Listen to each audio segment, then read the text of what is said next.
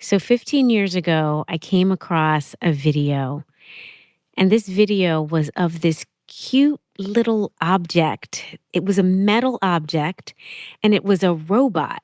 It had these big blue eyes, bushy brows, red Play Doh looking lips, weird kind of animal looking ears.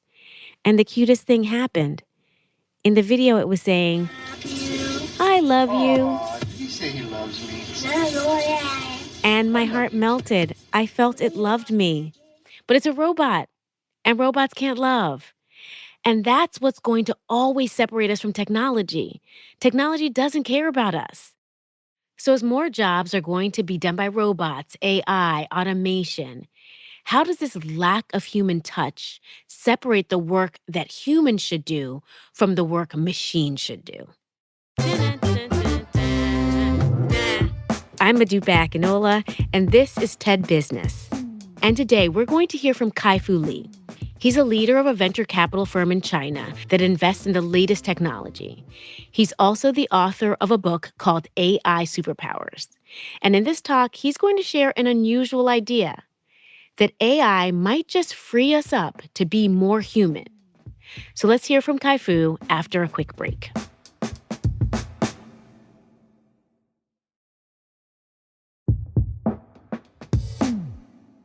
I'm going to talk about how AI and mankind can coexist. But first, we have to rethink about our human values. So let me first make a confession about my errors in my values. It was 11 o'clock, December 16th, 1991. I was about to become a father for the first time. My wife, Shenling, lay in the hospital bed, going through a very difficult 12-hour labor. I sat by her bedside, but looked anxiously at my watch. And I knew something that she didn't. I knew that if in 1 hour our child didn't come, I was going to leave her there and go back to work and make a presentation about AI to my boss, Apple CEO. Fortunately, my daughter was born at 11:30. Sparing me from doing the unthinkable. And to this date, I am so sorry for letting my work ethic take precedence over love for my family.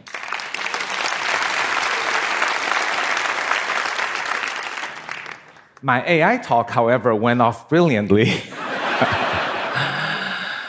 Apple loved my work and decided to announce it at TED 1992. 26 years ago on this very stage, I thought I had made one of the biggest, most important discoveries in AI, and so did the Wall Street Journal on the following day. But as far as discoveries went, it turned out I didn't discover India or America. Perhaps I discovered a little island off of Portugal. But the AI era of discovery continued, and more scientists poured their souls into it. About 10 years ago, the grand AI discovery was made by 3 North American scientists, and it's known as deep learning. Deep learning is a technology that can take a huge amount of data within one single domain and learn to predict or decide at superhuman accuracy. For example, if we show the deep learning network a massive number of food photos, it can recognize food. Or if we show that many pictures and videos and sensor data from driving on the highway, it can actually drive a car as well as a human being on the highway. So deep learning has become the core in the era of AI discovery, and that's led by the US. But we're now in the era of implementation, where what really matters is execution, product quality, speed, and data. And that's where China comes in. Chinese entrepreneurs, whom I fund as a venture capitalist, are incredible workers, amazing work ethic. My example in the delivery room is nothing compared to how hard people work in China. As an example, one startup tried to claim work-life balance. Come work for us because we are 996. And what does that mean? It means the work hours of 9 a.m. to 9 p.m., 6 days a week. That's contrasted with other startups that do 997. And the Chinese product quality has consistently gone up in the past decade. And that's because of a fiercely competitive environment. In Silicon Valley, entrepreneurs compete in very gentlemanly fashion, sort of like in old wars in which each side took turn to fire at each other. But in the Chinese environment, it's truly a gladiatorial fight to the death. In such a brutal environment, entrepreneurs learn to grow very rapidly. They learn to make their products better at lightning speed, and they learn to hone their business models until they're impregnable. As a result, great Chinese products like WeChat and Weibo are arguably better than the equivalent American products from Facebook and Twitter. So as a result, the Chinese AI companies have leaped ahead so that today, the most valuable companies in computer vision, speech recognition, speech synthesis, machine translation, and drones are all Chinese companies.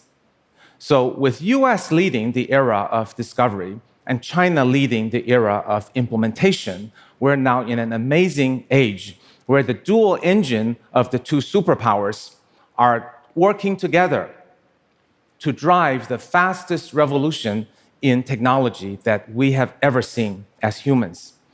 And this will bring tremendous wealth, unprecedented wealth, $16 trillion according to PwC, in terms of added GDP to the worldwide GDP by 2030.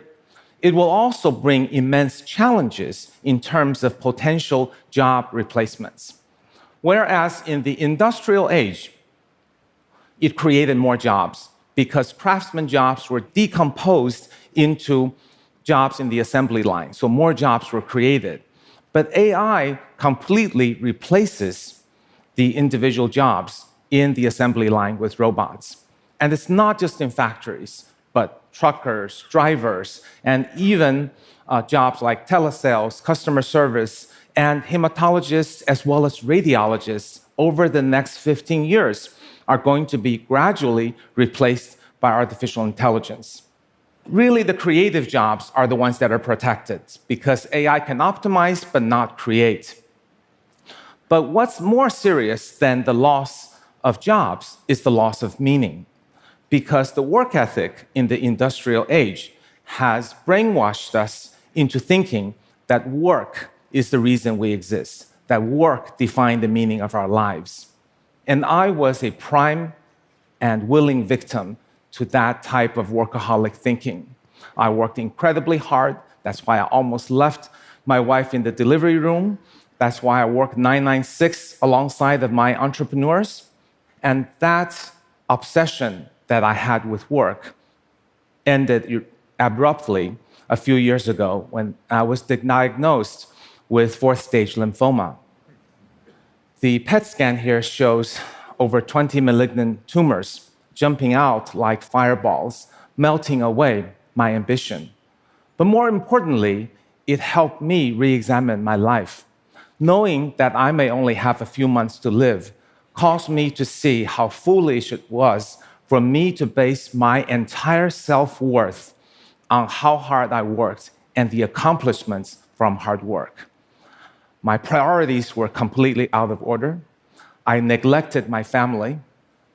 My father had passed away, and I never had the chance to tell him I loved him.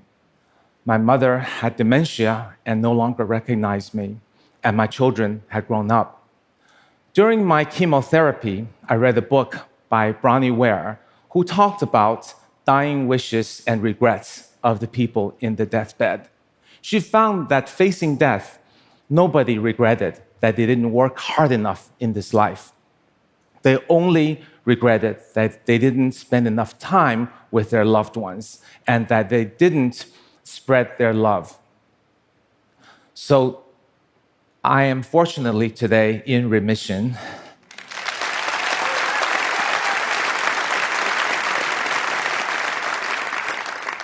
So I can be back at TED again to share with you that I have changed my ways.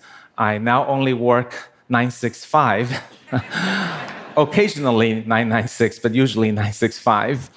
I moved closer to my mother. wife usually travels with me.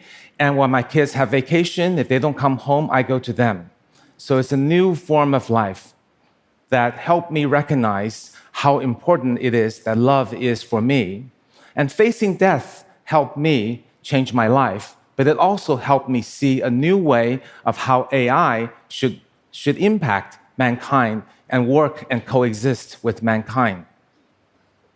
That really where AI is taking away a lot of routine jobs, but routine jobs are not what we're about. Why we exist is love. When we hold our newborn baby, love at first sight. When we help someone in need, humans are uniquely able to give and receive love. And that's what differentiates us from AI. Despite what science fiction may portray, I can responsibly tell you that AI has no love. When AlphaGo defeated the world champion Ke Jie, while Ke Jie was crying and loving the game of Go, AlphaGo felt no happiness from winning and certainly no desire to hug a loved one. So, how do we differentiate ourselves as humans in the age of AI? We talked about the axis of creativity, and certainly that is one possibility. And now we introduce a new axis that we can call compassion, love, or empathy. Those are things that AI cannot do. So, as AI takes away the routine jobs, I like to think we can, we should, and we must create jobs of compassion. You might ask how many of those there are, but I would ask you, do you not think that we're going to need a lot of social workers to help us make this transition? Do you not think we need a lot of compassionate caregivers to give more medical care to more people? Do you not think we're going to need 10 times more teachers to help our children find their way to survive and thrive in this brave new world? And with all the newfound wealth, should we not also make labors of love into careers and let elderly accompaniment or homeschooling become careers also?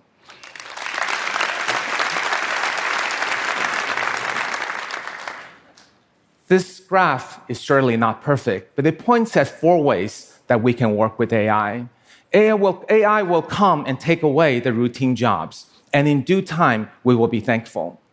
AI will become great tools for the creatives so that scientists, artists, musicians, and writers can be even more creative.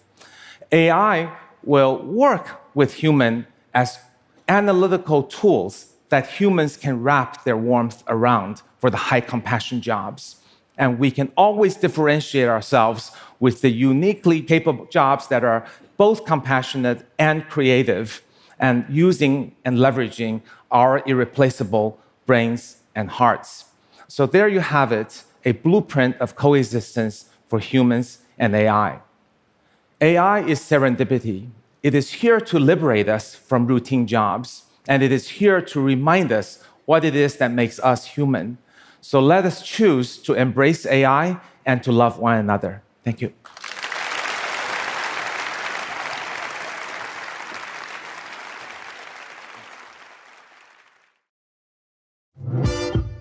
So, what is KaiFu telling us? We don't need to see robots in this us versus them way. They're not taking everything away from us. They're doing what they do best to help us do what we do best. And the challenge, or more so the opportunity, is figuring out how we work together. And here's where KaiFu is onto something big. Because one of the unique things that humans add is compassion. Which brings me to my key point. Why do we need to wait for AI to come to make our workplaces more compassionate? Why can't we integrate compassion, empathy, and the amazing emotions that humans bring to things into our workplaces immediately? So, look, I read this study that really helped me understand how compassion tends to show up or be absent at our workplace. It was done by Helen Egan of Birmingham City University. She and her team conducted interviews of people who need to be incredibly compassionate on a daily basis, nurses. The nurses told her that it was hard for them to be compassionate at work. And get this, it wasn't because compassion was draining for them, but because they couldn't be as compassionate as they wanted to be. They told the researchers they had too many patients, too much paperwork, and too few breaks. One nurse even said that she didn't have time to go to the bathroom for 14 hours. Another said she didn't have time to eat or drink anything the entire workday. They described being so busy that they couldn't give their patients the attention they needed, and they also couldn't give themselves what they needed. I'd call that operating in a compassion deficit on a daily basis. So here's my suggestion of one way to possibly bring compassion back into those nurses' workplaces and into all of our workplaces. How's this for a little self care? What if we all took a close look at what we do every day and try to notice the routine responsibilities? Which of these can we hand off to technology? Which of these, if automated, could give us the freedom to do more of the work that requires a human touch? I call this an automation audit. And automation audits are key because if we do them properly, they're liberating. But doing them properly is challenging. Figuring out the balance between what needs to be automated and what needs human connection is really tricky. How many times have you been to the doctor only to have them look at the computer screen the entire time? It happened to me a few weeks ago, and I was so annoyed. Because on the one hand, I really loved that all the technology has allowed any doctor in the system to know my issues. They had all the information at their fingertips, so I didn't have to repeat it. But on the other hand, I felt like the doctor was reading the words in my file that another doctor had written without understanding the emotions behind each word. They were missing everything that was unsaid. And so much goes unsaid in a doctor's appointment that is important for a doctor to pick up on. So, as you do your automation audit, make sure the technology is facilitating connection and not taking away from it. Make sure it helps amp up compassion, that human touch, and doesn't reduce it. So that when the AI future KaiFu talks about arrives, we and those nurses can successfully hand our most robotic tasks to the robots, and we can get back to what we do best. That's it for today. Our producer is Kim Naderfane-Petersa. Research for this episode was done by Cassie Braba. Sam Baer is our mixer. Eliza Sodelman is our fact checker. And special thanks to Michelle Quint, Corey Hagem, Anna Phelan, and Colin Helms. If you like the podcast, would love it if you'd rate and review it, as it helps other people find us. I'm Modupe Akinola, and I'll talk to you again next week.